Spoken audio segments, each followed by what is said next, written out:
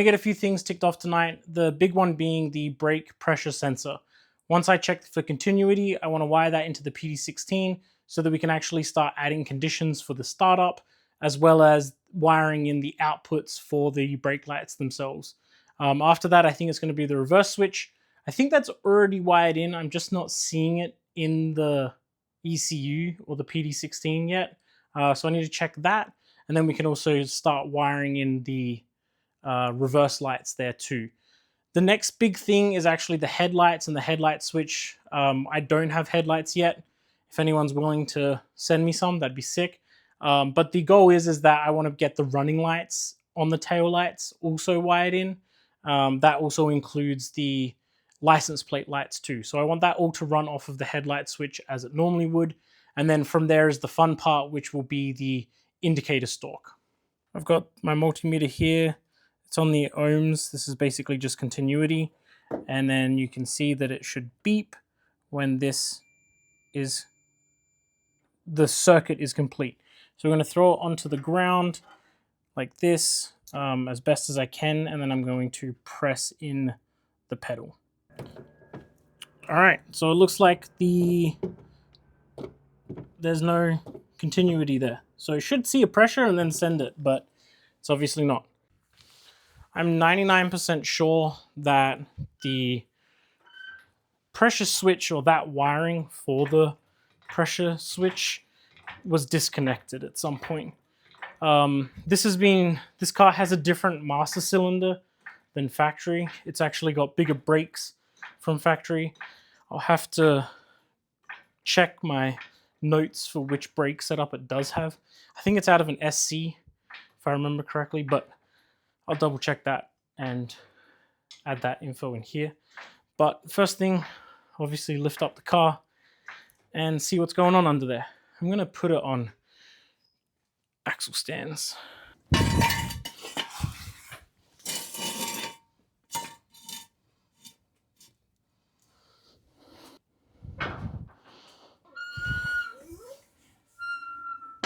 This isn't brake related, but it looks like my return line's leaking. So I'm going to button that up too. So yeah, I was correct. It was unplugged at some point. Let's basically see why. There's the switch just up there. So we'll get that connected and then we'll test for continuity again. So I've never seen a single spaded brake pressure sensor. Usually it's two, like a ground and a hot wire, but for some reason this one uses the master cylinder as the ground, I assume.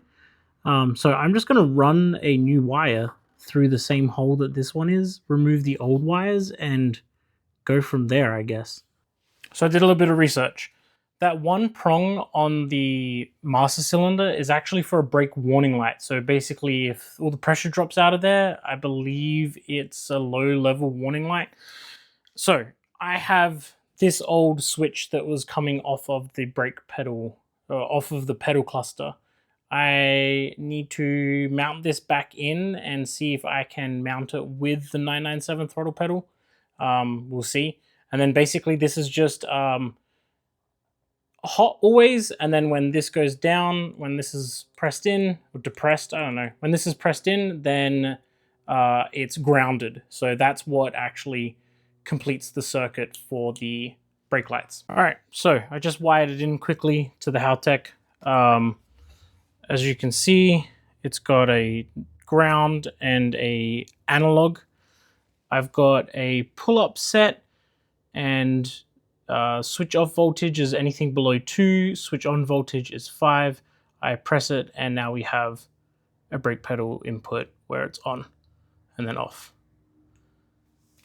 So now I just have to figure out how to mount this back behind there. There isn't really anywhere to put it, so I have to figure that out. But yeah, so that's the brake switch.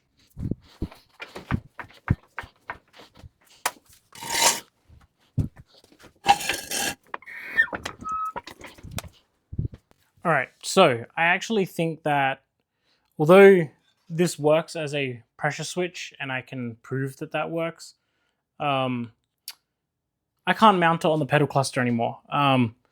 That mounting kit that I've got for the 997 throttle body, it just isn't going to work with that. So the only other option is to go to a 2-prong pressure switch on the brake master cylinder, like the later cars. So on the early cars, it's a single prong for a brake light warning. On the later cars, they actually do use a brake pressure sensor to control the brake lights. So I need to move to that so that I can actually get brake lights. So I need to order a brake pressure sensor for that, and I will get that going. So in the meantime, I can at least start wiring up the tail lights, and we can start exploring how that is going to work. All right, so I got an hour tonight out in the garage, an hour and a half-ish. But last night at about 2 a.m., or so this morning at 2 a.m., I woke up and I realized that I have to actually take the drive shaft out of the car. So that's what we're going to do tonight. We're going to get the drive shaft out of the driver's side on the gearbox. So this side, we're going to lift it up. We're going to put it on some jack stands, and we're going to get the axle out. The whole point is so that we can actually put the drive shaft collar on so that we can wire in the speed sensor. I have a Hall effect sensor from HALTECH that I want to wire in so that we can actually see how fast we're going. So that's what the plan is for tonight.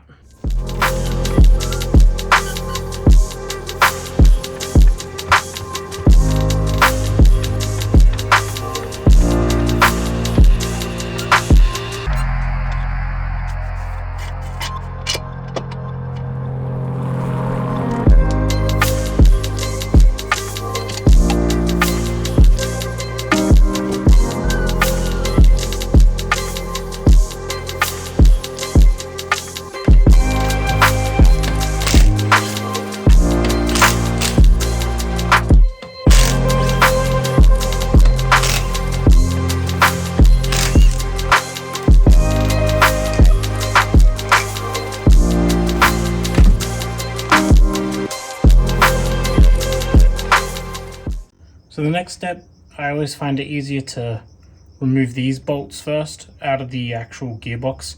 And then basically it's just one axle nut here. And then basically you disconnect the shock, and that'll make it easy to get this axle, drive shaft, whatever you want to call it, out.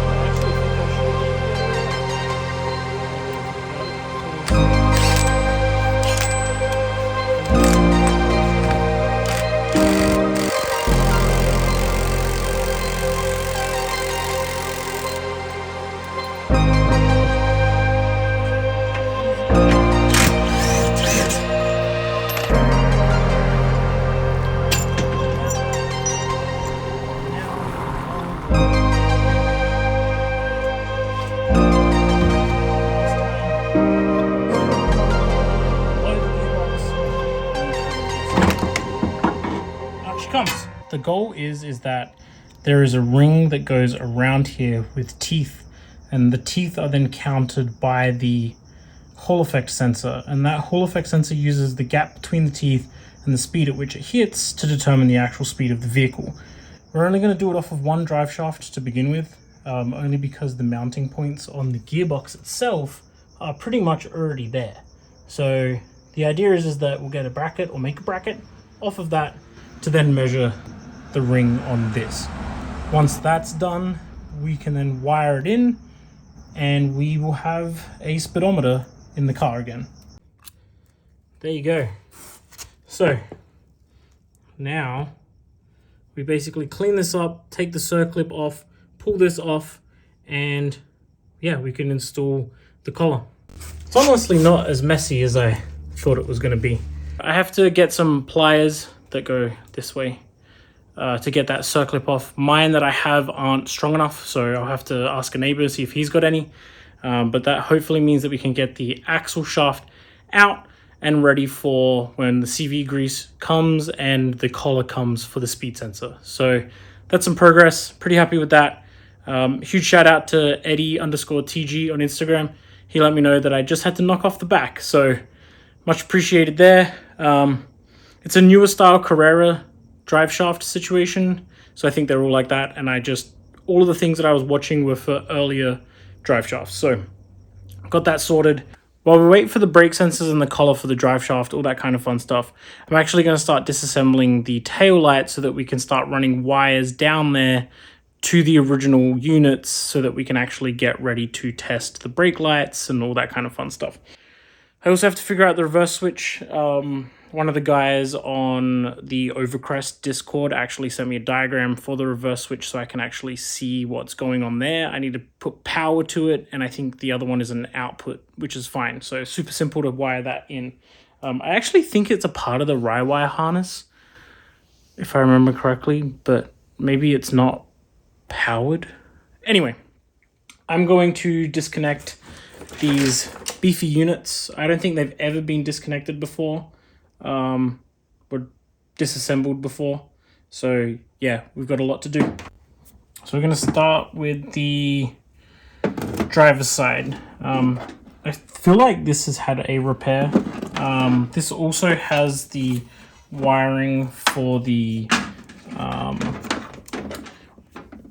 license plate lights, and you can see that there is a very dodgy repair done here. So we'll get all of this much nicer, but first up we're just going to see what's in here.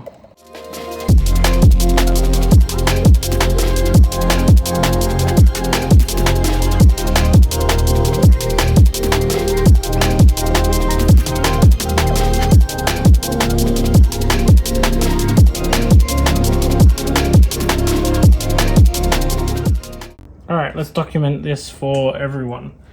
This here is running light, indicator, reverse, and then this is your brake as well as running light. So this will be the brake output, this will be the reverse output, this will be the indicator output, and yeah, this is just going to stay here. So that's pretty simple actually, wiring wise. So now that I kind of have a lay of the land of where things go, we can potentially use everything that's already here.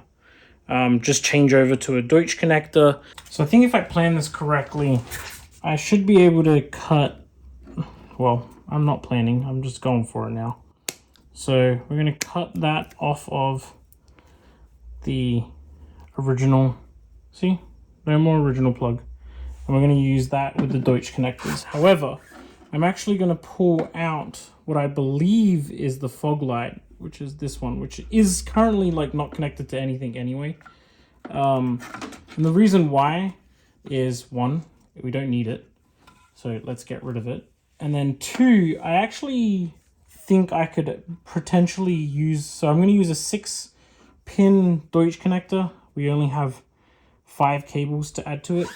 But the idea being is that I have a 6th one where I can potentially run a rain light or something like that, which would be kind of cool. Yeah, that's kind of just a fun option, I guess, which would be kind of fun. So yeah, this wire is super brittle anyway, so I'm glad I'm removing it, to be honest. So yeah, whatever this was, it's no more. So we'll trash that, we'll trash all of this as well. And then yeah, so now we just wire in this to the male side of a Deutsch connector. All right, so I did a little bit of jerry rigging just to make sure that I understood how this would actually work. So yeah, we have this mounted, well, the ground to the brick there, the distributor block, and we have one high current output for the park lights. So I then went into NSP and basically put a park light for the keypad and the output that we connected. If I press this, then you can see that the park light has come on there. Awesome. And off. So I do understand electronics, which is great.